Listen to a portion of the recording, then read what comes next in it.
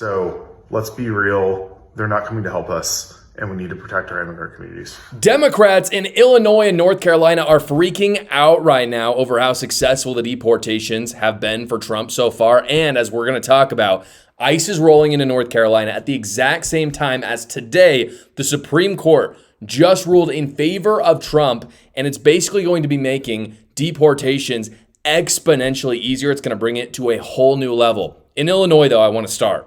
One of the best moments I have ever seen from a Republican candidate came this week. Rocky O'Cleveland, she is running for Congress against Democrat Kat Abugaziele, I think is how you say her name, no idea, showed up to one of her events.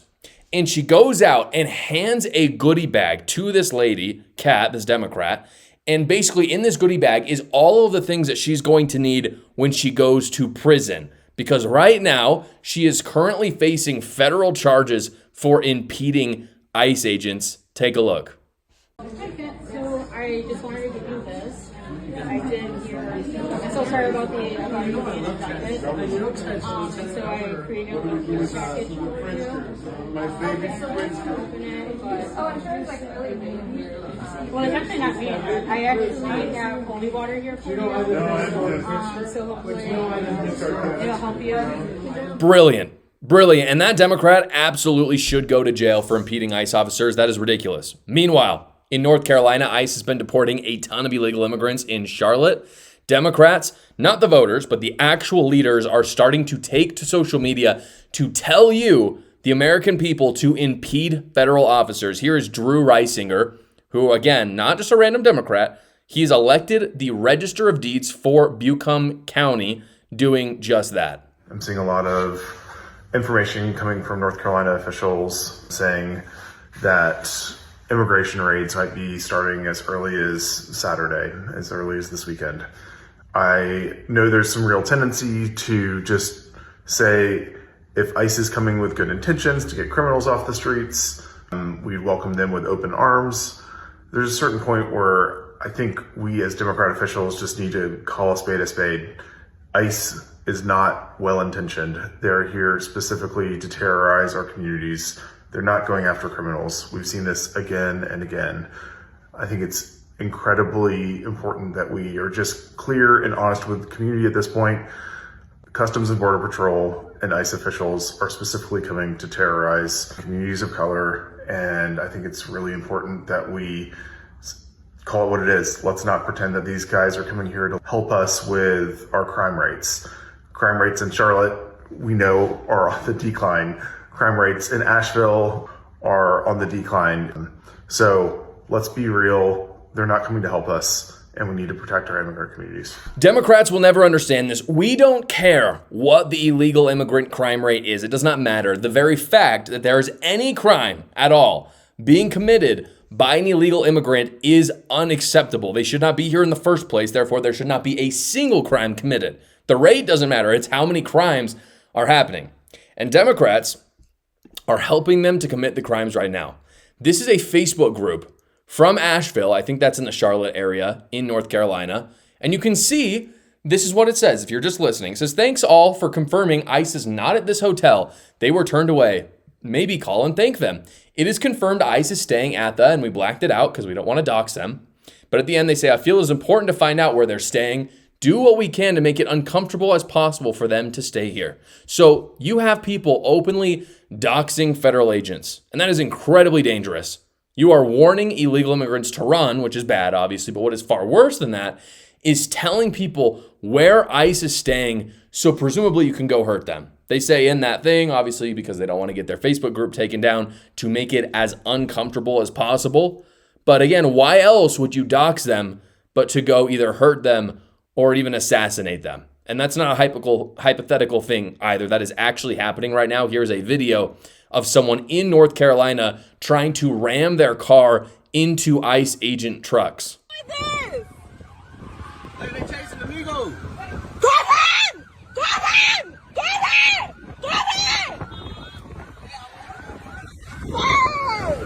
On top of the attacks, you also have illegal immigrants right now who are faking having heart attacks or panic attacks to try to get away. Here is a video of someone who had to be restrained onto a gurney because what had happened is they had faked a panic attack so they'd go to the hospital, and then they tried to run away. I ain't supposed to bring that to the hood, girl.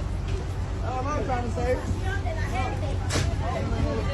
I ain't gonna let him beat you. Even a citizen party. When you wake up, gang, escape.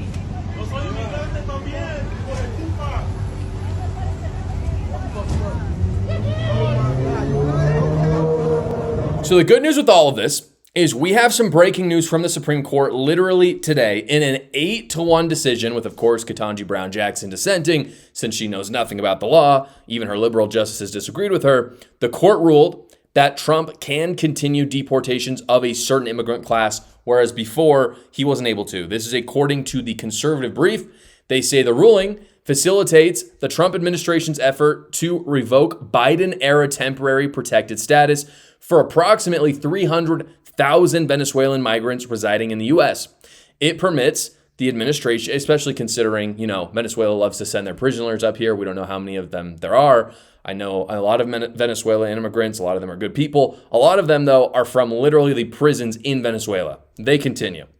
It permits the administration to proceed with the immediate deportation of these migrants as asserted by the administration's legal representatives. So, again, that is 300,000 more deportations that can happen now that couldn't. So that's huge and a massive win for Trump, and a sign that if there are any other lawsuits that are trying to prevent Trump from the deportations, they're likely going to get struck down. In fact, this might just deter people from even bringing the litigation up in the first place. Huge win. Again, even by the liberal justices, they did not agree with the fact that you cannot deport these people. Even the liberal justices in this case agreed with Trump. That's a huge win. Before we get back to the news, guys, I wanted to thank the sponsor of this show, Pure Tested Peptides. Pure Tested Peptides offers lab-tested 99% pure peptides for sale that you can trust. Go check them out at the link in the description below. Also, guys, marketing through podcasts is the future of reaching amazing audiences. If you or someone you know owns a business that wants to break into the podcasting marketing space, you can DM me at my Instagram, contact my agent at tony@prettygoodagents.com, or you can head to the description below. Michigan Superintendent Sue Carnell crumbled after being grilled at a hearing about the new Michigan K-12 health curriculum, which of course includes LGBTQ propaganda now. What question made her fall apart? Out of all of them, must have been really hard, right? No, it was not. The question was, how many genders are there? How many genders are there? How many genders are there? Different people have different beliefs on that.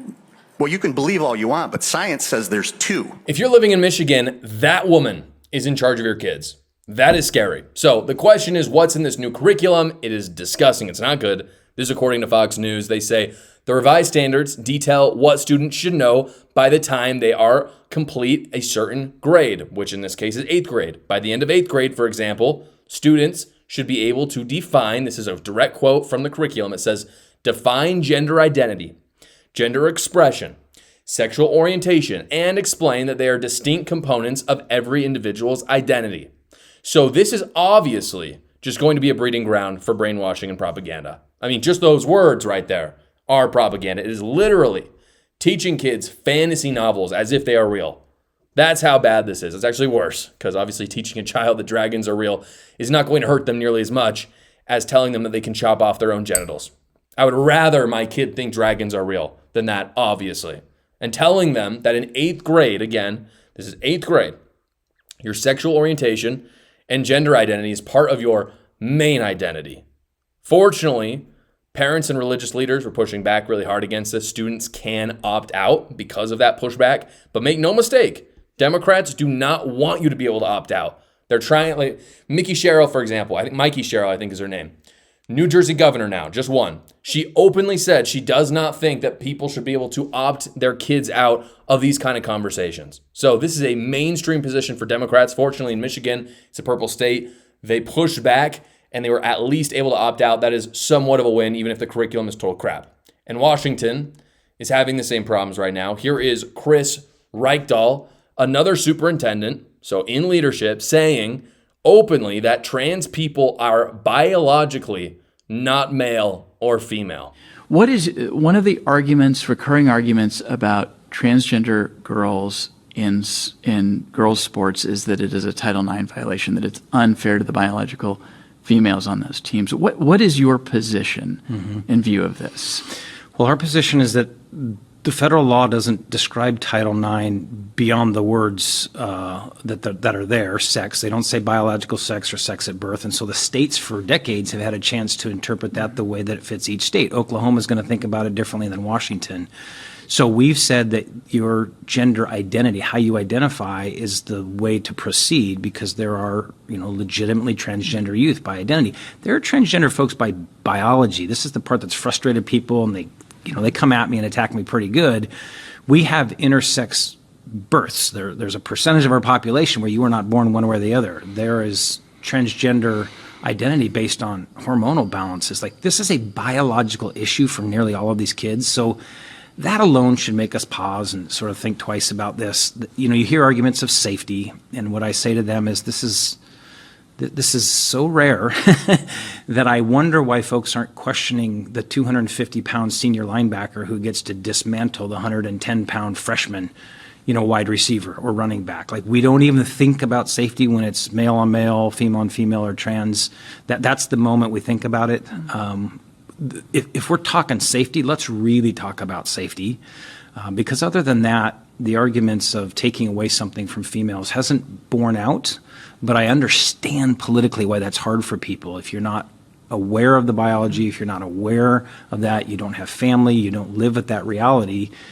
But look at what we've done in our history. I mean, we told left-handed kids they were wrong and coached them out of it for 100 years. We banned interracial marriages on questions of science. There are no transgender people by biology. We know this. And he correctly changed it later and said intersex. This is what people on the left do a lot.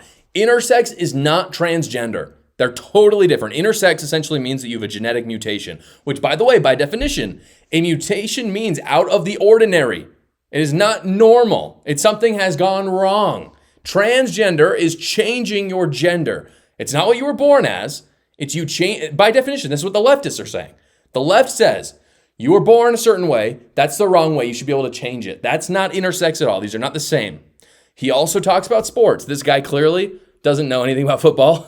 The rules for football drastically changed in the last, just this century, to become more safe because of the concussions, and there's a big problem with brain damage, things like that. Protecting the QB, that's a big thing. But here's the deal. Protecting the QB is basically nothing compared to making sure a man can't compete in girls wrestling, for example. That's what he's comparing those things to. He's saying, we don't care about football. Why do we care about this? First off, we do care about football. Second off, trying to protect a QB, nothing like a man tackling a woman. It's just not even in the same ballpark. And he knows this, but he's an activist who's been placed by the Democrat Party into leadership to do their bidding, not to protect children, not to do teaching, none of that. He is an activist.